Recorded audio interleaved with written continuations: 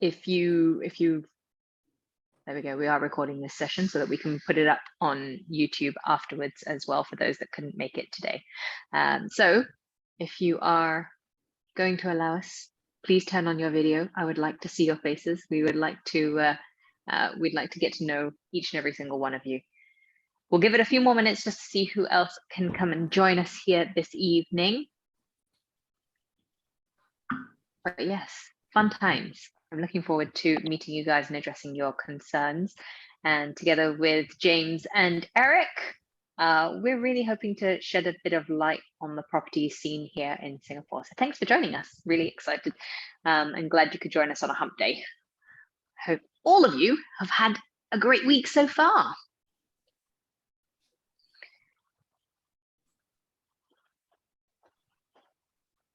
Just while we wait for a few more minutes.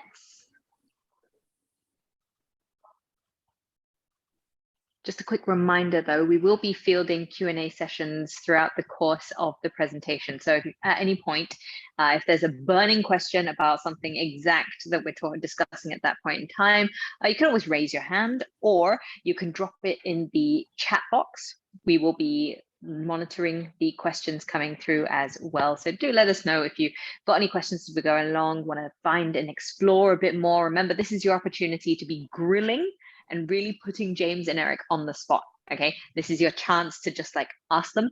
Don't worry, we're not here to hard sell you any property. That's not the point here today. Okay, the point here and through these masterclass sessions is that we are here to educate you, to help you understand a little bit more about how to make smarter property purchases. And with this topic of resale versus new launch, I myself made a huge mistake and lost quite a chunk of money. So all the lessons that I've learned here today, we're going to be sharing, and hopefully you'll not make the same mistakes that I did. Okie dokes. So I think we can just start and we can begin. Like I said, if you can turn on your video, I would like to see who we're talking to, but if not, it's okay. I understand a lot of people are busy with their evening schedules. If you need to pop out at any point and come back, it's okay. This is going to be about an hour long. All right, so let's just set that expectation. And I'd love for you to dedicate that time such that you really understand what it is we're doing here and how we can better help you. So before we start, let me just introduce myself. My name is Kelly Latimer. Thank you so much for joining me. I am a host presenter by day job. And when I got the opportunity to team up with my superstar agents, James and Eric, I leapt at it because I really saw the potential value in what they have to offer. So the Home Truth is a collaboration between the three of us, and it stemmed from my huge $80,000 mistake that we didn't want anyone else to make.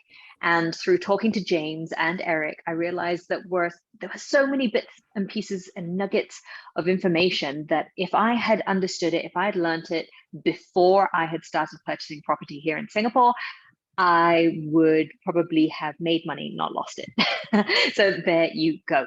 A little bit of background about myself. I am a Singaporean. My husband is Malaysian, and I have two very adorable kids. That's all you really need to know at the moment. We can delve more. Some of you may already follow me on social media, but enough of that. Let's find out now about the guys that I work with. Let's start with James. James, why don't you tell everyone a little bit more about yourself? Hi, everyone. Thanks for joining us this evening. So my name is James. I'm 37. I've been in this line for 11 years. Same as Kelly, I have two kids, a 5-year-old and a 1-year-old, and one big dog, one massive white dog. All right. Fun fact, I stay in a shop house. I started my career focusing a lot on shop houses and workout apartments. And that's how I actually met Kelly. I was the one that found her shop, workout apartment, and then that's how this whole thing started. Yeah, I think that's about it for me. Yeah, that's it. Okay. Eric, why don't you continue? Okay. Hi, everybody. My name is Eric. So James is my partner in real estate. So I've been practicing for the last 8 years. James, slightly more senior. You can tell that he's older. He's in the industry for the last 11 years. So I just remembered when the last time back in 2006 or 2007, I was new and I need to buy a house, I'm also confused. You know, I don't know whether I should buy a HDB, should I buy an EC, should I buy a resale condo, or should I buy a new condo? So back then, right, there was not a lot of data. As you all know, right, I'm the data guy. So Yes. I feel a little bit uneasy, you know. Boring one. Hey, you may say boring, but without the data, like seriously, the numbers don't lie. The numbers do not lie. Yes. So I feel secure with data. So I like data and I like to analyze them and I see trends in them. And buying a property probably is one of the most biggest ticket items, right, that you can have done over your lifetime. Maybe you are able to do 2, 3, or 4 purchase depending on your ambition. However, there is actually a systematic way to narrow down your options, whether it's a HDB, EC, resale condo, or a BUC condo, or maybe even a landed. So my job here is actually to educate, to make so that all of you all can make better financial decisions. And if possible, we can grow our wealth through real estate investment. And that's where James Boey and I ring out Kelly, and we think that there is actually demand as well as value to do this educational seminar, so that we can educate the masses, so that we can bring value to the people. Yeah, I completely and wholeheartedly believe this. I think a lot of people out of this, I know a few people have just joined us. So hello and welcome to the Home Truth Masterclass on new launch versus resale. It's going to be exciting, but like Eric was saying, a lot of people have, because we haven't been traveling, got a little bit of extra cash on the side. So people who would normally have spent on holidays and were like, oh, okay, maybe we'll save up for a place. They've actually got a little bit more leeway now. And as a result of that, they're looking for resources, they're looking for education, they're looking for a way to get trusted information to help them make smarter purchases so that we can make passive income, so that we can flip property, so that we can hopefully not lose $80,000 like I did when you buy your first property. So there you go. That's a little bit about the team and what we're hoping to do here. And of course, today's topic is about new launch versus resale. It is, I mean, property topics, let's face it, there aren't, it's not going to differ. And there are lots of videos out there which will guide you and try and tell you different things. And I guess what sets us apart is that we are here to try and make it as intimate as possible. So when you signed up for this session, we asked you for your questions. That was because we want to make this session tailored to you. We don't just want to put out information there, which you can Google. That's fine, right? You just, a good Google search term will get you all of that. What we're hoping to do is provide you with real life case examples so that you know, okay, this versus this is where I'm going to stand. What about this versus that? So hopefully we'll be able to make it a little bit easier for you guys to navigate all of that information, because also when you Google, you're going to end up with a million different answers to the same question. New launch versus resale. A little bit of a background. I'm sure all of you watched our teaser video to tell you about this subject. When I bought my first property, however many years ago, I can't even remember how many years ago, I blanked it out. Yes, that was 2015. Yes. We were in a rush. We found a place, we fell in love with it, and we paid the amount that the agent said, no questions asked. We were just like, yeah, sure, let's do it. Great.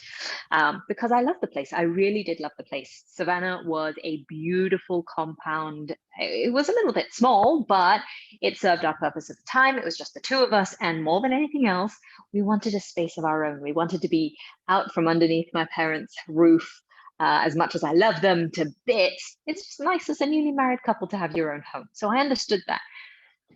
And when it came to selling the place, a few years later, because we had a kid, a million toys, and we just outgrown the space. Even as much as I loved the compound couldn't make up for the amount of space that we had in the house. So we looked and we tried to sell our place. We tried to sell our place. We tried to sell our place, and it just wasn't budging. And the agent that we had at the time was just like, no, you need to drop the price, drop the price, drop the price, drop the price.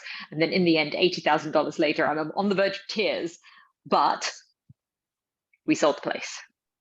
We did, however, buy a place that we truly loved, and it worked for us. But I think I could have avoided making that $80,000 mistake. So hopefully with a bit of the insight from James and Eric today, you're going to avoid making that same mistake. In the video, we touched on a couple of topics such as sort of like the emotional purchase, the exit strategy, location, all these different things like future planning. We touched on that in the video. So today we're going to take it a step further and discuss a few things that you guys had raised up as questions and wanted to know. What's happened is a lot of you had similar questions, so we've consolidated them to try and make this efficient and a good use of your time as well. So we're about 10 minutes into the session, so let's crack on with it, shall we? James, if you're looking to buy a private property, let's just get into the crux of it. Okay. Why should you buy a new launch and why should you buy resale? Okay, first and foremost, I want to get started by saying resale is not a bad word. All right. In this day and age, where every other agent will hear, oh, don't buy resale, don't buy resale. New launch good, new launch best, must buy new launch. Yes, new launch definitely has its plus points, but rather than debating is resale better or new launch better, I always choose to share with my clients who should buy what, who should buy a new launch, who should buy resale, because there is pros and cons for both. I cannot say one is better than the other. All right, so if you don't mind, maybe I can share my screen and then we'll get into this proper. Whilst you're doing that, like I really like that approach because a lot of the times, especially when anyone's talking to a real estate agent, there's that concern and that fear of the agent is only doing new development, so he's going to push me new development. And so I found that, especially working with you, James, when we bought our place, I found it very refreshing that you weren't just trying to peddle whatever you had and would get you the most, but you were actually listening to our needs. But I digress, that's another story. Let's get into it. Okay, so first and foremost, this is our topic for today, resale versus new launch. A disclaimer first, in the questions which you guys post, there were a lot of questions. There were BTOs versus resale flats. Some people asking freehold versus leasehold, but those are topics for another day. For simple clarification, today let's just go for a more focused approach. We are going to talk more of resale condos versus new launch condos. All right. So mostly I think it's definitely a lot easier to compare that way, right? If you're dealing with private versus trying to compare apples and oranges, you know? Okay, so firstly, this very nice condo here, this is Normanton Park. Don't know any of you recognize. Our dear data guy, Eric, just bought into this, I think 3-4 months ago. Right, yep, Eric? Yep, half a year ago. Half a year ago. Yes, good you're price. right. Good price. All right, okay, so let's get started. Okay, so instead of saying, as I mentioned, instead of saying who should, which is better, focus on who should buy what. Where are you in the stage of life and what do you want in the immediate future? All right, these are the 5 points which we'll be going through. All right, I'll be going through the first 3 points. The fourth and the fifth points are more heavy, more technical. So the boring bits, I'll leave it to Eric lah. All right, so that's how we work. Eric and I'm the funny one. I'm the one that talks you through the micro, the lifestyle, the emotions. I'm not shy of this, James.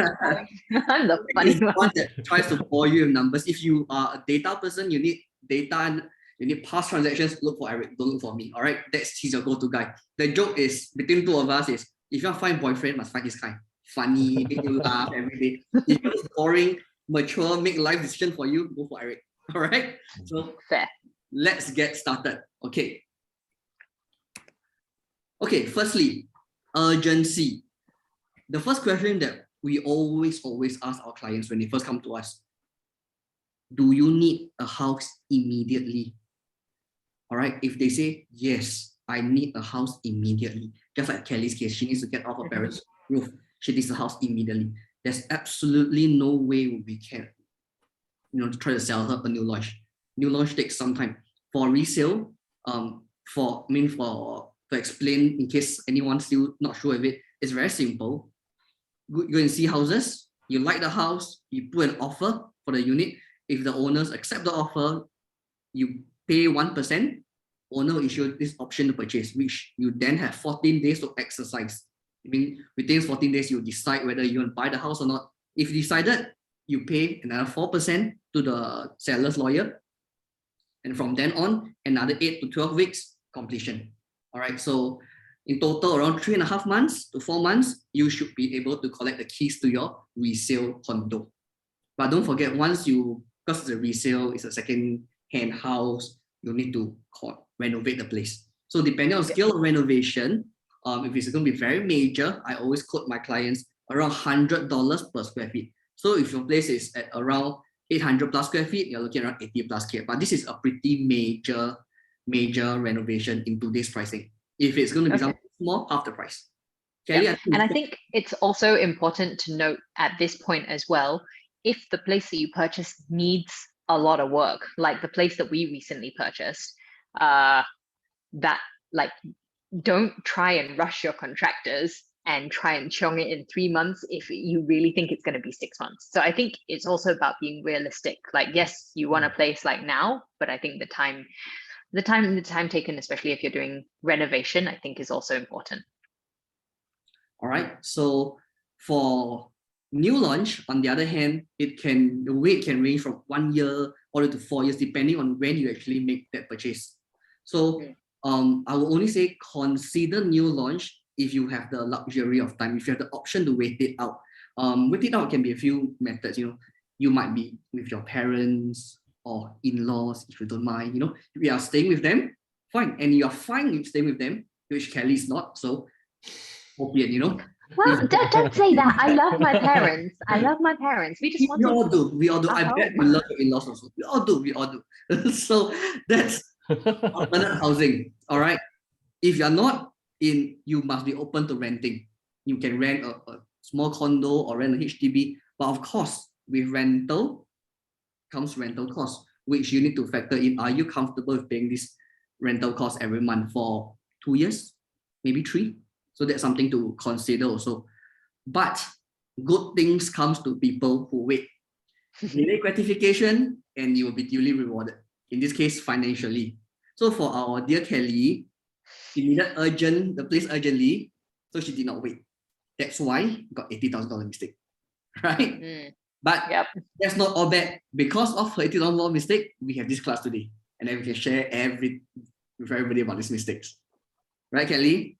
That is absolutely true. And I think, it was a huge mistake that we made, but one that, looking back, we learned a lot from it. And at that point, it was what we needed. So again, like what you said, it really depends on your factors. Yeah, so if you notice this cute little boss baby here, so a lot of my clients, and maybe also Eric's clients, are in the mid-20s, late 20s, all the way to the late 30s. And this is the age where many of them have their first kid or second kid. So similar to Kelly's story, a lot of them cannot wait because of the kid.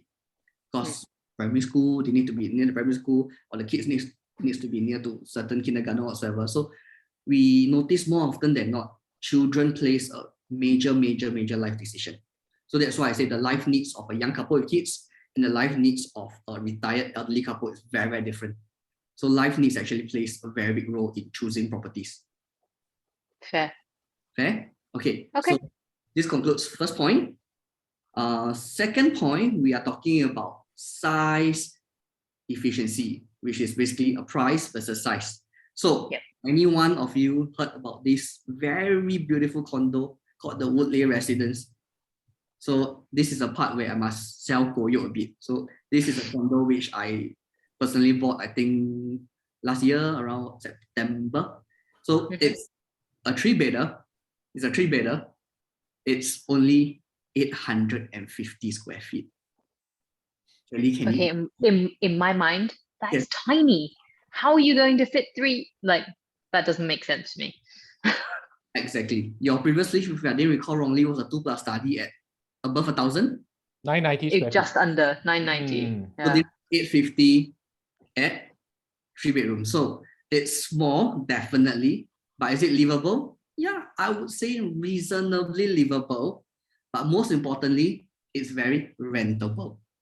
So I am not moving in to stay here because I have, so I say, 2 kids and a dog. So this is a bit out of the question for me. But why I bought this place is, for people who are familiar with the Outlay residences, it's actually located in Outlay, where the Bidadari estate is. So this is an integrated development. Shopping mall, MRT, bus interchange, community center, police station, everything downstairs.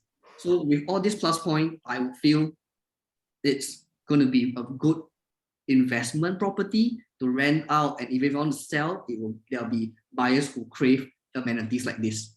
Okay, so size. Let's do a comparison. So this is my unit, 850 square feet. I bought it around this price lah. Cannot review the exact price. Around this price. This over here is a listing I got from Property Guru. This is 8 River Suites, which is just down the road towards the Bendemeer area. If you notice, the price are quite similar, 1.7 each. But this one is 1195 square feet, which is so almost 1.2 lah. Yeah, it's a lot bigger. So 10 years, or 8 years plus ago, 3 bedrooms generally around this size, 1,001, 1,002 square feet. 2 bedrooms are around 800, 900 square feet, which is like Kelly's unit lah. But nowadays, 850 is the starting size for a 3 bedroom compact. And then we have the 958 square feet, which is 3 bedroom deluxe. And then we have, if you still want 1,100, 1,200 square feet, we have, those are the 3 bedroom premium. Difference between the few, the premium would comes with a helper's toilet, a helper's room, and a yard, and maybe a balcony in the master bedroom. So the main difference are like that. So as you can probably tell, the price are very much similar, but the size is very, very different. Which is why you always hear certain people of a certain generation will say, wow, new launch PSF, very high. The same kind of money, I might as well go and buy resale. Can buy big resale. That's what we always hear. All right. Yeah. I can buy big resale. This standard. We hear it every time we have a young couple come in with their parents. The father will, wow, so small. This price can buy, cannot buy this and buy that. True. I don't disagree. You can buy something bigger for the same price. But the question is, the size really matters. All right. So, I don't know. It depends what you're talking about. Hey? Actually, we should take a poll to the public, to the other audience. Does size really matters? Okay, so let us know in the chat box. Go to your chat box and tell us, does size matter to you? I want to know. All right, so just type in quickly, does size matter to you? Yes or no? That's all you need to know. For me, yes. Okay, Sharon, yes. Sylvia, yes. Shi, yes. Okay. Okay, size matters. Okay. Size. Alrighty, anyone else? Yep. Wow. Okay, size matters to everybody. Yeah. I'm liking this. Hey guys, as we're going through and as you're responding at the moment, I want you to know that this is what we're trying to achieve. We want you guys to be interactively engaged with this session. Okay, so for the people who joined us a little bit late, we want you to talk to us. Okay, this is supposed to be an intimate session where we get to know you, your needs and your concerns, and we can address them as effectively as possible, which is why we're not doing some huge mass seminar with hundreds and hundreds of people. Okay, the whole point is to make sure that we can address your concerns. So now we know that size does matter. James, how? Okay, size definitely matters in all sense of the word. The bigger is always better, but usable size is a different matter altogether. All right. So what's the difference between absolute size and usable size? Every time I bring my clients to show flat, then we enter the 3 bedroom unit. Always at the entrance of the show unit, there'll be a floor plan there, and then it will have the size and everything. I will always just block it out. I just block out. I say, Auntie, don't see first. We go in, see the space. Because I don't want them to actually see the actual number, you see. I want them to go in and take in the space by themselves. I don't want to go in and let them have a preconceived notion of the size. So every time when we go in, the father, mother look around, then you go, wow, actually, okay leh. Don't feel like only 900 plus square feet. So these people comes from the older 1,000, 1,002 square feet. Like, okay, not half that bad, not as small as I expected. Then the mother will always say, wow, good, don't need clean so much, blah, blah, blah, that kind of thing. So this is the standard thing we always hear. Why is that so? Why is a 900 plus square feet unit and people are still not really complaining? Okay, so this is an article I found online. Size efficiency. In the mid-2000s, there's this certain genius in the URA. Don't say who lah. You can go and check it out yourself. He decided, wow, Singapore needs to go green. To make our building green, we should encourage people to plant more plants in their house. So bay windows, good. Planter box, good. Okay, so they tell developers, I want to encourage you all to build more bay windows and planter box in your development. So by incentivizing you all to do so, I will not charge your development charge for these areas. Understand? So which means because developers... So the developers basically conned us by developing these additional spaces that we would, so the cost was, that's cheeky. Yeah, so hear me out. Before this, 1,000 square feet of space, the developer need to pay a 1,000 square feet worth of development charge to the government, and then they resell it at 1,000 square feet to you, the consumer. All right, but with this thing, 1,000 square feet, out of which 300 square feet is planter box and bay windows, they do not have to pay. So that means their costs are lower. But when they sell to you, they still sell the full 1,000 square feet. You get it? I'm angry. You see how there's this loophole? But not to worry. So the good news is over here, all projects planned approved after 1st January 2009 will no longer feature indiscriminate use of such elements, which means if you want to buy resale, you try to avoid that TOP from 2004 all the way to 2010, because condos built during that particular era all have massive planter box, bay windows, balconies, and whatnot. So try to avoid. This makes so much sense when I think about Savannah right now. So rule of thumb, just try to avoid this particular condos built during this era. Anything after 2012 should be fine. But do note, they say any projects approved after 1st Jan. So anything, the plans might be approved before, but they built it later. All right, so anything after 2012 should be fine. Okay, let me give you a very... So I would like to just bring up this point, right? And just to reiterate, so when I bought Savannah, I thought it was a lovely addition, but like where our sunken bathtub was in the master bathroom, there was a massive planter box, which I was like, oh, I'll make it a lush green space. Except you couldn't, because it had all the slats, so no sun got in anyway, so everything I put there died. It was terrible. So it's not like I could even use it as a proper planter box. It just became a storage space, which was terrible.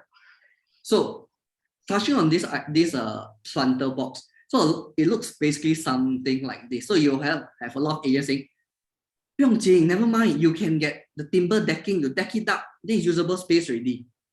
But what they didn't tell you is technically you are not supposed to deck up the planter box. Reason being, it's not structurally built to withstand weight. It's a planter box to literally put your potted plants. So if you deck and you step and you put something too heavy, what happens? I don't know. So far nothing happened yet, but legally you are not supposed to do so. Right. I did not know that. Okay. So next, this should be Kelly's typical. Your bathroom here have a massive planter box here. Same as yours, right? That's what you're saying, right? Yes. So this is a classic case of developer exploiting this particular loophole. So they built a lot of useless space. You see all the different colors here. So if fun fact, if any of you guys are going to meet me next time, I'm colorblind. Not totally blind, but colorblind. So when you go show flat, right, you have those big chart, then all the different layout, different colors. That's a killer for me. I cannot see one. The orange, yellow, green, all very similar to me. All right. So you see the different colors. Basically, those colored areas are either the bay windows or the planter box or the aircon ledge, which it might be a 2-bedroom, 1,044 square feet, not too far from your Savannah 99. But if you less off all the useless space, which should not be even there in the first place, it only brings you around 766 square feet. Mad. Right, which is not too dissimilar to what we are seeing nowadays too. And with construction methods getting more efficient nowadays, we actually have a lot more usable space, less dead space. So that's why You know what makes me angry? I like balconies, but to see so much of that balcony taken up by a planter box frustrates me, because if I could use that balcony, especially now with things like Zip Track, where you can sort of encase your balcony so it's a lot more usable in multiple weather situations, like that would be a very usable space. You can expand your area, you could live very, very comfortably. But that is shocking. All right, okay. So I'm just frustrated now. So this is a very real problem. So if you guys have the chance to visit any condos built in particular era, it's really a lot like that. But this is a very, very bad case. This is one of the worst I've seen. All right. So now we know size efficiency is very important. So when we go to see a new launch, don't get overly fixated by that number at the entrance of the door of the show flat. It might be small, but it might not be as small as you think. Okay. All right. Moving on then. Moving on. So, consideration 3, life stage versus life goals. So, what's this all about? Our buyers comes to us at different stage of life. As I mentioned, they have different needs in their life. So there's no one advice that fits all. I cannot tell you, oh, new launch better. For everyone, new launch better cannot be. I cannot say resale better for everyone, because it doesn't work this way. There's no absolute right or wrong. So very simply, we talk about a younger couple first. A younger couple, they are at the stage like us, maybe Kelly, me and you, younger couple. Eric is the older couple. Thanks. All right. So older couple like us, we need to start accumulating wealth. All right, we're at this stage. So we call this wealth accumulation stage. Why? We are at the stage where our income would keep increasing. Because data has shown that when you're in your late 20s or to your 40s, this is where your income rises the fastest. So this is a stage where we need to accumulate wealth. Why? We need to build family, we need to raise kids. Kids' education very expensive. Go to private kindergarten, $1,000 a month, right? Kelly, you also know, I also know. You go holiday. Dude, I wish it was $1,000 a month. More? 1,300. 1,000 plus lah. Mine was 1,003. Yeah, around there lah. You go holiday, you buy Hermes bag, everything, So okay, you can exclude me from that Hermes bag situation. That is your own doing, yeah? So you got a whole life to plan for. All right. So we need to buy something. We need to buy something that makes money for us. At the same time, we can stay, we can make money. Older couples, on the other hand, a bit different. They are at the been there, done that stage. They have nothing much left to plan for, just plan for their own retirement. So how does it affect this when considering whether to buy a resale or a new launch? Younger couples, their income will keep going up. When your income goes up, like Kelly, you will not be satisfied with your current place. You will upgrade, you will change your house. Any young couple that comes to us, they tell me, James, no, I will stay here very long one. Bullshit, cannot be. We have seen so many cases. They say they will, but whether it's for kids or for bigger space or whatsoever, they will always want to move to a bigger space. So roughly, we are looking at around 4 to 6, 7 years. Every 7 years, they will move house. So really, is that how short a span it is? How long were you at Savannah? 4 years. We stayed for minimum occupancy 3 plus. 3 plus. Yeah. 3 plus. Like HDB, my previous place 5 years. I out already. Straight away moved to a new place already. So I'm at a current place for 3 years. I think another 3 years also it's out already. So that's a common thing that people of our age group would always do. Because this place will never be your final home. Kelly, you love your place a lot. I love my place a lot. But would this current place be your final home? I don't think so. That day you guys don't talk about it. So with this new launch, give young couples this unique opportunity to stay and invest at the same time, meaning they can stay there, live their life at the same time. While staying there, their property appreciates in value. So when they sell, they make this small pot of gold. How big the pot of gold is depends on what you buy and when you buy. But there will be definitely a pot of gold at the end. All right. Which they can then use to fund the next bigger, better purchase. Okay. Older couples not so keen to change house. They change a few times, they're very tired already. So normally they want something in a familiar neighborhood, which they know. And for those with big families, many grandkids, they want something big enough. So every weekend, I can come to my house, everybody can gather. So this is what they want, right? Like your mom also has a pretty big space. So whether the property makes money or not so important for them. They just want to feel comfortable. So for this particular group of buyers, I'll say resale might be a better choice, since resale generally tends to be bigger in a more mature estate, blah blah. So resale would be a better fit for all these buyers. Okay. Fair. Okay. So All right. now bonus slide: freehold versus leasehold. This question came up a lot in the questionnaire in the form. So I just thought we talked a bit about this, but in that wise, we actually have this in our masterclass 3. Mm-hmm. 3, yes. That is right. So this will be featured in our future masterclass. So yeah, younger folks, generally, I would advise buy leasehold because you can flip many times. Yep. You can go up, you can keep flip, buy newer. So you won't be the place where you're at, not your current home. But once you get to a certain age, you get tired, you just want to settle down, that's where you go for a freehold. No rush to move, no lease decay. You can stay long, stay until your grandkids can visit you. Hey, so don't give away all of our next topic there. Okay, so basically do a teaser. So this concludes my part. Any questions so far? I will just stop my sharing. Fabulous. Okay, so let's go back to it. Let's go and see our chat. Do you guys have any questions at this point in time? Is there anything that we haven't answered in regards to what we've discussed? If you do, this is an opportunity. You can either raise your hand and we can unmute you, or if you're a bit shy, don't want to verbally ask us, then you can always just let us know in the chat. Give you a couple of seconds, just let us know if you've got any other questions. Or if you have no questions, just give me a thumbs up in the chat, because a lot of you don't want to turn on your video, so I can't see you, but just give me a thumbs up and let me know that you're okay, and then we can proceed with the rest of the session. We've got about 20 minutes thereabouts to get through the next round with Eric. So if you're all good, can you give us a thumbs up? Thumbs up in the chat. There we go. Shah, very good. Fabulous.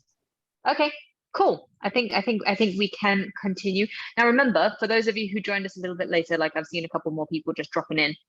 Hello and welcome. This is the Home Truth Masterclass. We are helping you to understand how you can make your money work for you when you're talking about buying property here in Singapore. Today's discussion is all about buying a new launch versus a resale, and James has very eloquently talked about 3 of the considerations that you should keep in mind when you're assessing whether you want to buy a resale or a new development property. Okay, but now Eric, who is our data dude, we do actually have a question from Kelly, who asked, isn't there a limit on how many times you can flip a leasehold, since it's only 99 years? Okay, so this topic will be in the leasehold freehold masterclass, but a quick one. So basically, rule of thumb, we try to exit it before the 7-year mark. So that's a magical number. After 7, the price starts to waver a bit. So 7 years, within the first 7 years. 0 being not the time you collect keys, 0 being the time the show flat is launched.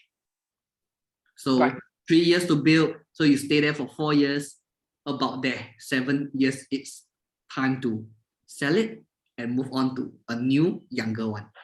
And I think one of the points that Eric will highlight is sort of where I had come into Savannah, the point at which I had bought and the point at which I had sold sort of just excluded me from that. And we'll show you the exact data there. We've got another question though from Sylvia, I believe.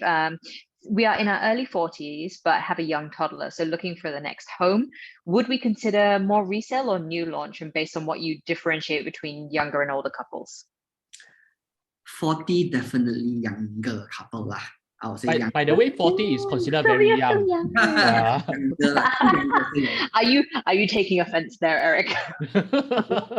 So for Sylvia, it's pretty straightforward, because if let's say you want to buy something that makes you money, I would strongly urge you to consider new launch. But if you have a toddler at home, if you buy a new launch, chances are you need to sell unless you are so-called wealthy enough to not have to sell your current place, and don't need to release funds to buy the next one, then good. But for many clients, or if you're renting, right? If you're already currently renting and you're good to stay put for a little while longer, then you might as well just hold out, get a new launch, and then at least you know that when you do eventually flip. And I think one of the things that I realized, especially with the kids at the moment, is when they're very young, they don't need that much space. So as a toddler, they're still very content with a smaller amount of space. I think if you were to be looking forward into when your child is a teenager, for example, like slightly older, getting to that 10, 11-year-old mark, that's when you'll probably want to be like, okay, maybe we need a bit more personal space, I need a bigger place. So I think in that respect, if you are, so Sylvia, I'm not exactly sure on your current situation, but if that was your situation where you're already currently renting and you're okay to hold and wait for a new development to actually come to fruition, then I think, that's sort of like my personal analysis, but hey, these other two guys are the experts. That's what I would go for. But if you need any more in-depth conversation about this and you want to share a little bit more, not with the entire group, but obviously if you want to go one-on-one with James and Eric, they'll be able to point you in the right direction and help you understand what would work better for your needs. Okay, I'm going to pause the questions just for now, just so that we can get through Eric's portion to make sure that we're not doubling up on information here. So Eric, okay. Numbers. Tell me how bad my mistake was, hey? Yes. Okay. So now we're going to go through a very exciting topic, which is which development will make more money. All right. Give me a moment. So let me just mirror my iPad. Okay. Very good. So what better way can we use, right, to find out which development will make more money by using an example?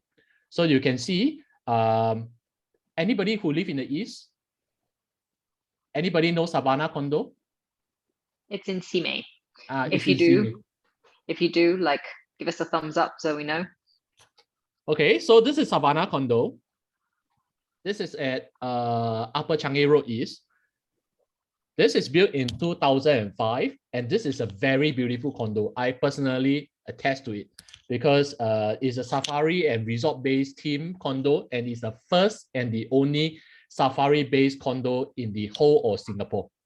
Okay, so I just want to qualify that it's not like some cartoony type safari animals. Okay, it's very elegant brass structures. Like, they looked very, very elegant. Just in case anyone is wondering. I fell in love with it. Okay, so this Savannah condo, right? Below it, I think there is an Upper Changi East MRT station. We'll just use it as a comparison because this is Kelly's mistake. In comparison to, you see up north, right? There's another development called Inflora. Inflora is also built by a similar developer. This is by Hong Leong Holdings. And this is a very special condo because when it launched in November 2013, right? 90% was sold at the pre-launch. And it was sold out within 3 weeks. So it's a very quiet environment and very laid back. But of course, if you can see, right, it is not near to MRT station. The nearest MRT station is actually Tampines East. And if you were to walk, right, probably you need around 25 minutes. Cannot walk. Confirm cannot walk. Yeah, you need to be very fit to live there. Or you need to take Grab or you need to take bus. No offense to anybody who lives in Inflora here, okay? So, ATOP is in 2016, right? And of course, our last comparison, right, we are using Coco Palms. I think in the last Pasir Ris 8 hype, if you have been to a new launch, you will know this condo called Coco Palm. This is a very, very big condo. This condo was launched in 2014 and TOP in 2018. However, this condo is very special because you see this entire cluster here, right? The entire cluster lease starts at the same time. So you can see here, right? The lease starts at 2008, but it only tees OP in 2018. So what it means to a lot of people is when you buy Coco Palm, the lease will have run 10 years when you receive the keys from a developer. Why is it so long? Because the entire piece of land, right, starts the lease at the same time. So if you were to have bought Livia, it starts from 2008 and Ethiopia is 2011. If you have bought MV Residence, Ethiopia 2013, it starts also from 2008. If you bought Pallet, Ethiopia is 2015, it also starts from 2008. I think you get the hint, you get the meaning, right? The whole land. I feel so wounded. Do you know, But, fun fact, I actually did the TOP party for MV Residences. I hosted it. I see. So you see, place. Yeah, this is a beautiful place. I really like Coco Palms because I have a few group friends who stay there. They have a 80 meters by 80 meters slab pool. It's beach-like and it's very family oriented because there are a lot of facilities. There are 40 over facilities there. Okay. But it was 10 years old by the time you moved in. Like, surely that means that you missed that window. Yep. This is something like you being shortchanged by URA again, by like the bay window and the planter box, like what James had mentioned. Yeah. So okay, so wait, before you move on, I have a question. Yes. Is there, when all these properties are being developed, is there any indication then, like when the people bought it, was there an indication that did they know it was going to be 10 years old when they got it? I believe they will know. It's because in the purchase agreement there's a start date inside there one. So it's not something that the developers or the agents can intentionally hide because it's all in the documents. True. Correct. Fair. Because shocking, but fair. Okay. So I digress. You can continue. Tenure starts from the time where the developer acquired the land, not when they start building. So this is something people always confused about. Okay. Right? Okay. It's just for information. So if we were to turn back time, which development would you choose? Would you choose, okay, let's say, for example, let's put our position into Kelly's position. She needs a house in 2015. All right, so let me write down 2015. You need a house in 2015. Would you have bought Coco Palms, which is launched in 2014, and TOP in 2018, and the lease starts 10 years earlier, and you need to rent for 3 years? Or would you have bought In Flora, which is launched in 2013, and you will need to rent for 1 year because it's TOPs in 2016? Or would you have bought Savannah, which you can move in immediately? So basically what we are using now is we're using Kelly as a prime example. Correct. Okay. This is our call to action. Everyone, can you go into your chat box and tell us, would you have bought Coco Palms, In Flora, or Savannah? Which one would you have bought? Yeah, CPIFSV. You tell us in our chat. I want to know which one, based on all the information that we've given you already, which one would you have bought? Of course, me, I didn't even know that the other two existed at that point. You have no choice, Kelly. No choice. Yeah, okay, I had no choice. But like, if I were to go back, okay, guys, cut me some slack. Okay, so I mean, personally, looking at this, I would say that I would maybe go for In Flora. You know, rent for a year. Okay, I have their rental cost for a year. It's cheaper, for example, and it's bigger. Okay, those are my considerations. So go on in the chat, just type in which one, guys. Which one would you have bought? Would you have bought Coco Palms? Would you have bought In Flora? Okay, Ivan says In Flora and buy a car. I like the way you think. Ivan's my kind of guy. Yes, my kind of guy too. The question is, what kind of car are you buying, Ivan? Yeah. By the way, the rental, right, at that point of time probably is around 2005. Yep. So if we were to sum it up, right? Sorry, if we were to sum it up, that will be 30,000 per year. So for 3 years, this will be 90K renter. This will be 30K renter. Okay, so that kind of brings In Flora to about the same sort of price as Savannah. Okay, so fair point. fair point. Kelly is saying in Flora, location very ulu. Savannah would have been her choice. I get that, because even though it's not too far apart, Savannah is just a little bit closer to Civilization. and yeah, that's a great way of putting it. That is a great way of putting it. But Okay, all right. So therefore, mm, we've got a few a few responses, but I think the general consensus is in Flora is probably the choice that most people would make. okay, so let us just announce the results. I think majority of the people have chosen in Flora. Nobody will have chosen Savannah because there will be a potential loss of 80,000. Everybody knows uphand. So if you will have chosen Cocoa Palms, you have bought in 2014 and you sold it at 2019, you will have easily profited 200,000 or in excess of 200,000 over the last 5 years. So this is a real unit. This unit is 0442,904 square feet. This is a 3-bedroom. All right. Wow, that is a chunk of change right there. Yes. This is a free BMW 5 Series. Yeah. To put it in Ivan's terms. Okay. Yeah. Yep. Okay. So the interesting question is, will Inflora beat this result? Okay, let's take a look. If you were to buy Inflora, right? If you were to buy Inflora at 2013 during launch and you sold it at 2018, you will still make a profit. You will make a profit of probably close to 100,000 over the last 4.5 years. This is also a 3-bedroom. This is at 1033 square feet. All right. Okay. So despite Cocoa Palm running down the lease 10 years earlier, it benefited the most from the entire run. So we'll cover this in the next seminar. How do you choose a new launch? All right. There are many criteria why a certain new launch will be better than the other. So let's take a look at Savannah. Okay. Savannah, right? 0206. This is 990. That was my exact unit, guys. Okay, so that was exactly where I was. Okay. So this is where you enter. This is where Kelly entered at 2015.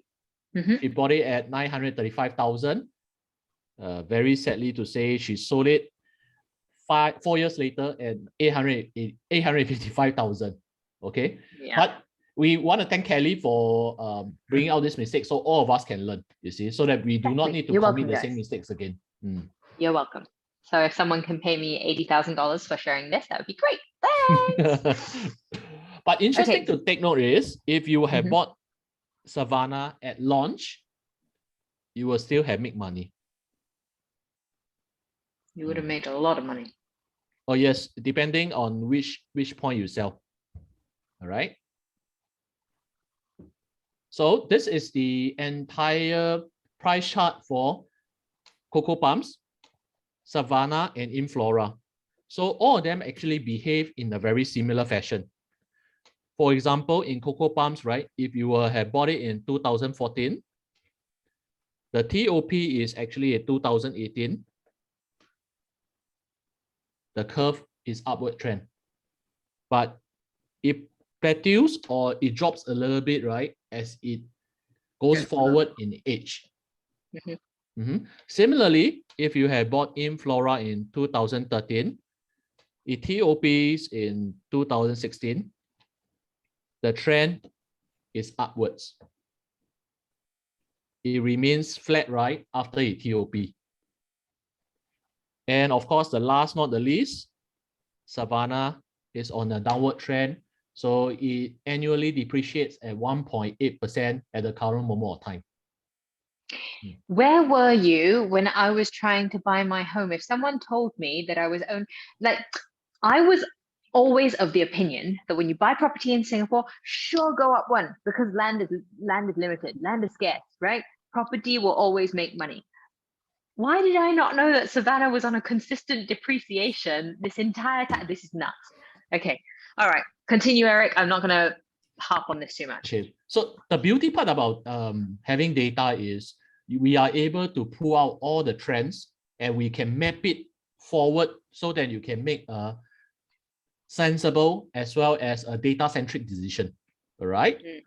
But I want to make a disclaimer, not all resale property will depreciate the same way as Savannah. So resale is not a bad word. We just want to make a disclaimer on this portion. So quick pause. This is the part where I say things gets a bit heavy, where there's a lot of graph and numbers and charts. So if you guys, any of the viewers are like me who don't like numbers, don't worry. When we meet up, I will help you break down what Eric says. So basically, I speak Eric. I will translate Eric to something that you can understand. So if you don't understand this, don't worry. All right. Okay. Before we continue as well, we've just got a question from KH saying, when you say profited, do you account for interest payments? Oh, okay. So just now, let me go back to the slide, right? So profited, right? We did not account for interest payment, but generally the interest rate over the last 10 years has been very low. So let's say, for example, if you have bought something at $1 million, every single year, right? At 1%, your interest rate is only 10K. So it's actually negligible in this perspective. Eric, why not just put it at 2%, just for argument? Okay. So if let's say you were to buy at 1 million at 2%, so just let me rub it off. At 2%, so the interest will be 20K per year. In the event if you were to buy for own stay and you stayed for, let's say, 5 years, that's 100K difference, right? You will have break even. Literally, you have stayed for free in Inflora for 5 years, FOC. If you see in this perspective. As opposed to a loss then of $180,000 on Savannah. Correct.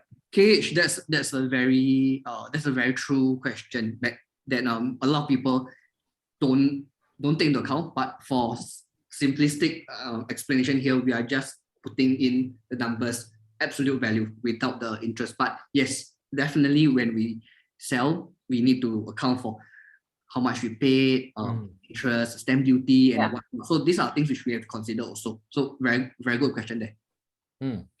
Perfect. Okay, Eric, let's speed this along so that we can get through the rest of the content. Okay, so this is the summary sheet. If you have bought cocoa palms, right, you have literally earned 200,000 in excess over the period of 5 years. That's 22.7% increment.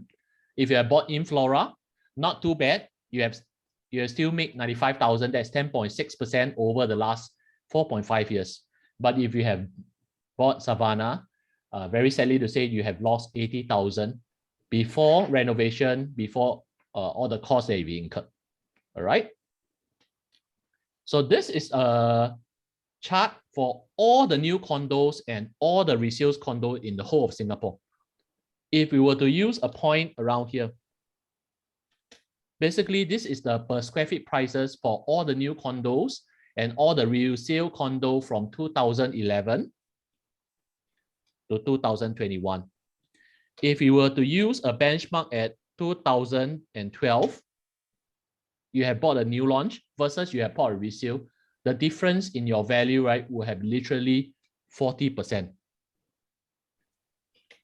So if you have bought a new launch, you will annually appreciate 5.48% annually, as compared to a resale that appreciates only 2.87%. The difference per year, right, will be probably around 2.8%. So you have bought a resale, not too bad, but you have lose out literally 2.8% of potential capital appreciation every single year. All right. So this is a summary on a case study on how we did a comparison of a new launch versus Savannah. Okay, so I think after we know how do the new condos appreciate and how the Savannah makes its loss, the more important thing is there's another component called cash flow. So how much money do you need at a specific point of time, right, when you buy a resale condo versus you buy a new condo? All right. So if you are bought a resale condo, let's use 1 million as a benchmark for easy calculation. When you see the condo that you like, you'll pay a 1% deposit down. So you will pay around $10,000. This must be in cash.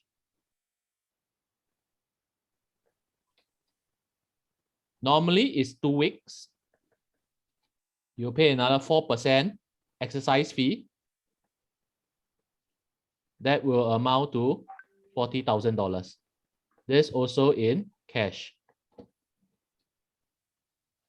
So there will be a completion. At this point of time, right, you will call your banker to take a loan. Assuming you take a maximum loan of 75%. This is loan. The remaining 20%, right, can be in cash or CPF. This will amount to 200,000. Okay, so sorry, I forgot one more component, which is stamp duty. Stamp duty is 3%. That will be around 24,600. This is also payable via cash or CPF.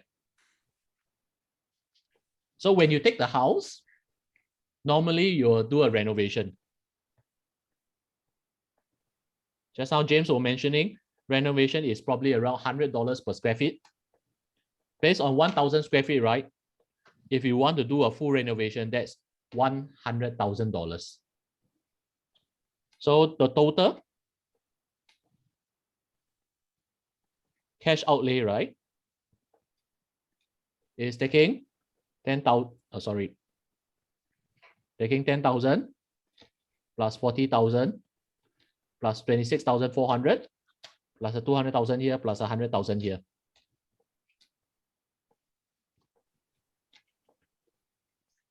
That will amount to 374,600. Versus if you were to buy a new launch. I feel poor just looking at these numbers. Can I just say that? Yeah, it's painful, definitely. But you know, you got to start from somewhere if you have to buy something that's 1 million. Yes. Correct. So if you buy a new launch, right, the first 5% is $50,000. This must be in cash. And 5 weeks later, you probably need to pay stamp duties. The same, 24,600. Yep, that will be 24,600. This can be in cash or CPF. And you also need to pay 15% exercise fee. That will be in 8 weeks, 150,000. Assuming you have bought it in during the new launch, normally the foundation would not have been completed. This will give you access time, right? You do not need to take your loan immediately. So what it means to a lot of the young couples currently is the income they have in the future will generally be higher than the income they have now. So if you were to take a loan of 75% 1 year later, the amount you can borrow literally is a lot more. And 1 year later, you also need to pay 5% upon completion of foundation.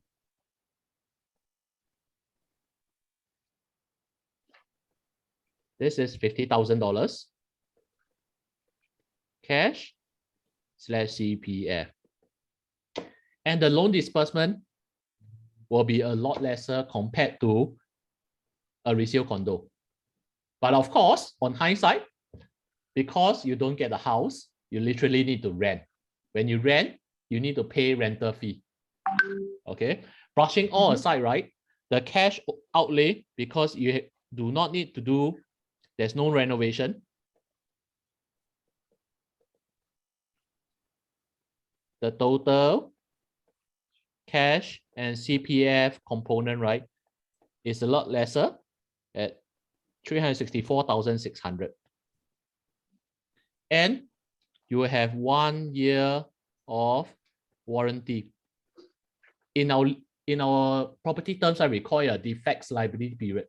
Meaning to say when you take the house, the whole house is under warranty for wear and tear. So this gives you a peace of mind when you take over the house and the keys. Okay. All right.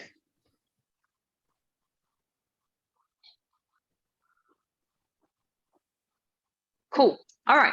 So that's about a saving in terms of cash outlay of about $10,000. Plus, you've got a little bit of extra time that you've bought yourself. And I think for me, it's still sort of like up in the air. And I think for me and my needs for my family, I sat very firmly on the resale camp. Had I known all these things before I bought Savannah, I think I would have bought very differently. Or at least I would have assessed the location a lot more than just taking it at face value. We already know that I'm an emotional person, that I bought on emotions.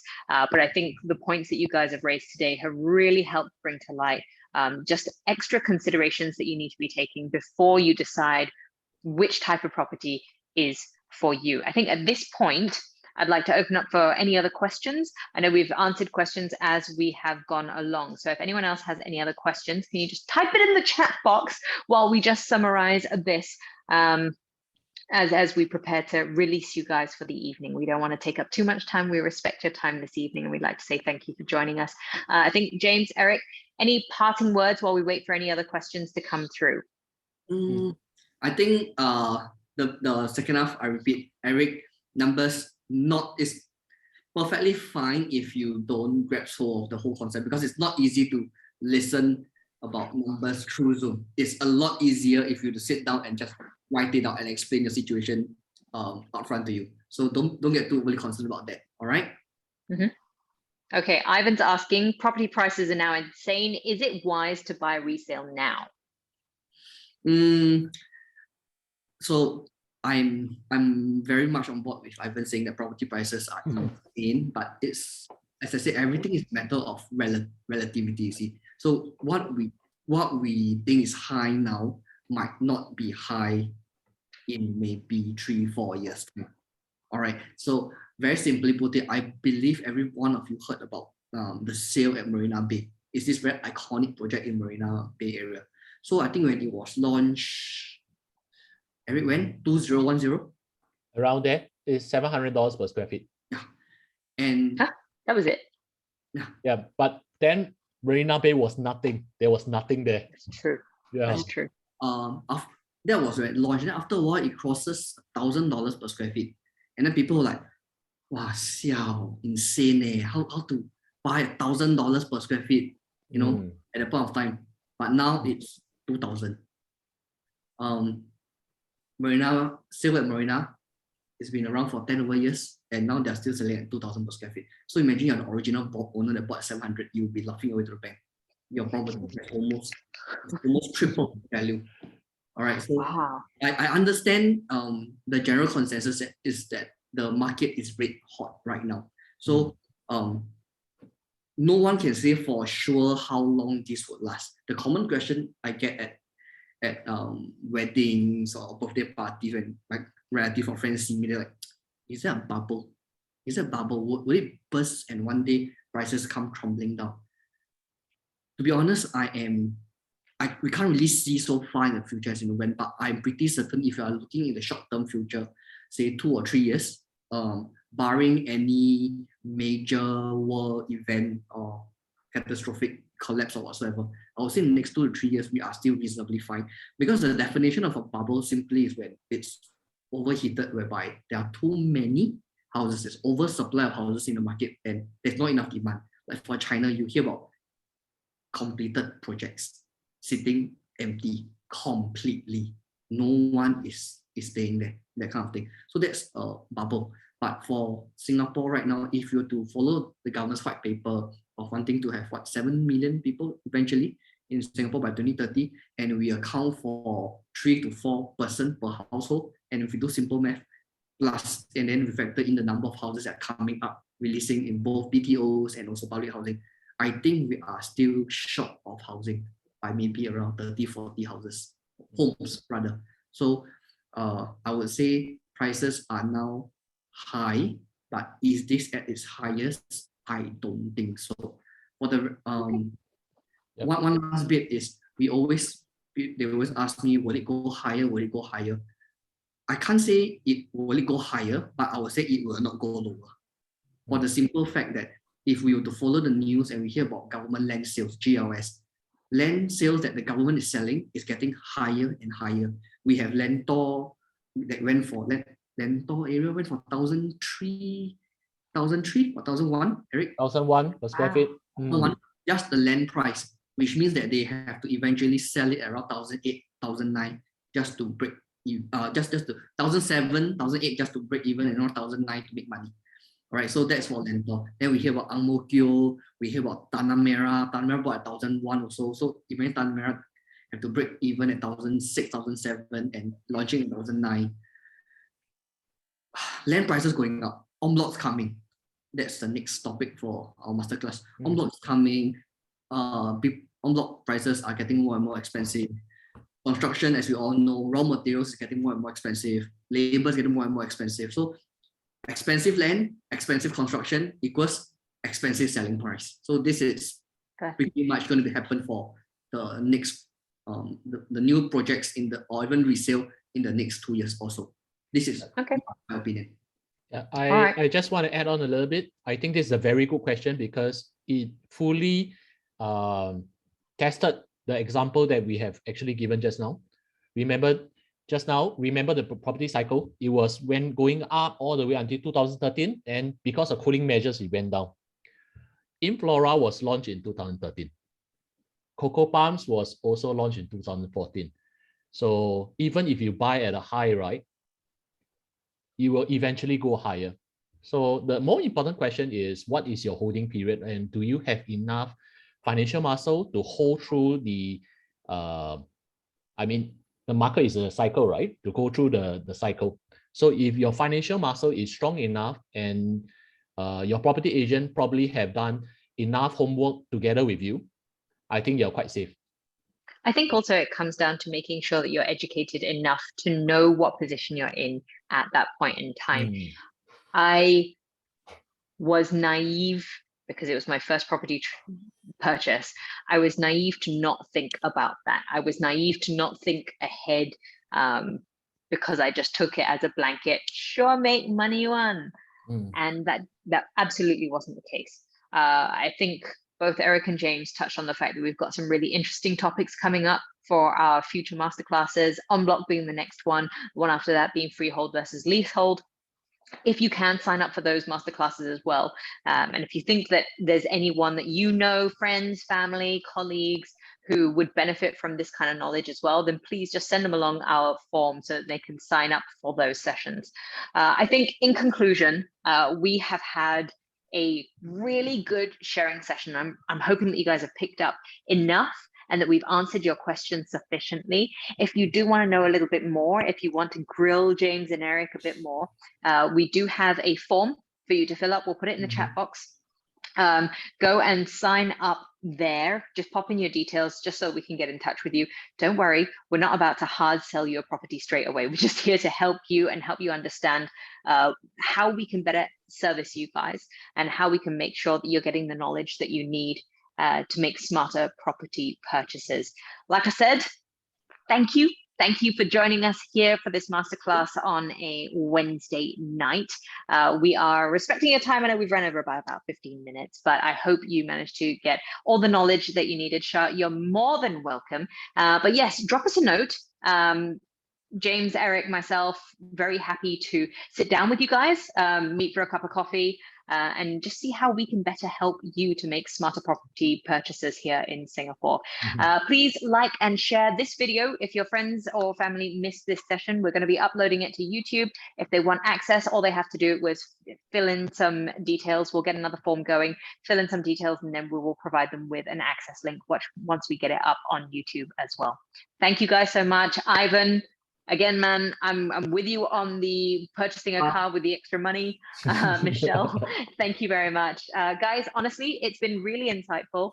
We are going to keep this as engaging as possible for the future sessions as well. So if you can, Join us, sign up for the next and future masterclasses from myself, Kelly Latimer, James Boey, as well as Eric Wu. We'd like to say thank you from the Home Truth, and we will see you again for our next masterclass. Have a fabulous night, and if we don't talk to you again before Christmas, Merry Christmas as well, guys. Good night. Thank you. Good night. Good night.